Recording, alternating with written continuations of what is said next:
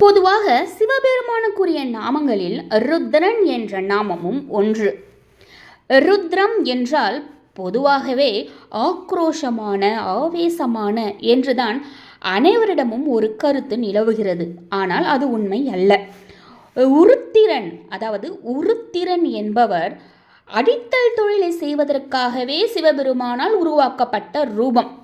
ஆனால் ருத்ரன் என்றால் துன்பத்தை, தீமைகளை அழித்து நன்மைகளை வழங்குபவன் என்பதுதான் பொருள். 3 தொழில்களும் மும்மூர்த்திகளால் செய்யப்படுகிறது என சொல்லப்படுவது உண்டு. ஆனால் அனைத்திற்கும் காரணகர்த்தாவாக விளங்குபவன் சிவனே. அவனே அனைத்து உயிர்கள் மற்றும் பொருட்களிலும் அணுவிற்குள் அணுவாக ஒடுங்கி அண்டத்தில் பேரண்டமாக விரிபவன் என உணர்த்துவதே ருத்ரன் என்னும் வடிவத்தின் தத்துவம்.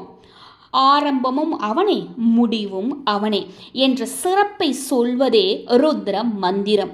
இது மிகவும் சக்தி வாய்ந்ததாகும்.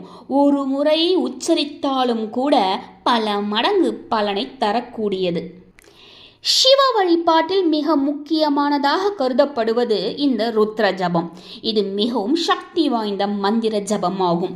யஜுர் வேதத்தின் மைய பகுதியாகவும் தலை சிறந்த பகுதியாகவும் சொல்லப்படுவது ஸ்ரீருத்ரம். பொதுவாக எந்த ஒரு மந்திரத்தையும் வீட்டில் விளக்கேற்றி பாராயணம் செய்தால் 1 பங்கு பலன் கிடைக்கும். பசு தொழுவத்தில் அமர்ந்து பாராயணம் செய்தால் 100 மடங்கு பலன் கிடைக்கும். அதுவே 6 குளங்களில் அமர்ந்து உச்சாரணம் செய்தால் 1000 மடங்கு பலன் கிடைக்கும்.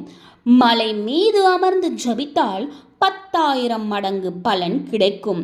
கோவிலில் அமர்ந்து பாராயணம் செய்தால் 1,00,000 மடங்கு பலனும், அதுவே குருவின் திருவடிகளில் அமர்ந்து பாராயணம் செய்தால் பல கோடி மடங்கு பலனும் கிடைக்கும் என மந்திர மாஸ்திரம் சொல்கிறது. சாதாரண மந்திரங்களுக்கே இத்தகைய பலன் என்றால் சிவனே ஆதாரமாக விளங்கும் சிவத்தலங்களில் அமர்ந்து படிப்பது எத்தனை மடங்கு பலனை தரும் என நீங்களே முடிவு செய்து கொள்ளுங்கள். உலக உயிர்கள் அனைத்தும் சிவனின் நடனத்திலேயே இயங்குவதை உணர்த்தும் நடராஜ ரூபம் அமைந்த சிதம்பரத்தில் ஆண்டுதோறும் ருத்ர ஜபம் நடத்தப்படும். அதுவும் சாதாரணமாக அல்ல, 1,00,000 முறை ருத்ர மந்திரம் ஜபிக்கப்படும். ருத்ர மந்திரம் பாராயணம் செய்தாலும், பழமையான கோவில்களில் அமர்ந்து பாராயணம் செய்தாலும், அல்லது பழமையான கோவில்களில் நடக்கும் ருத்ர ஜபத்தில் கலந்து கொண்டாலும் கூட அளவிட முடியாத நன்மைகளை அது தரும்.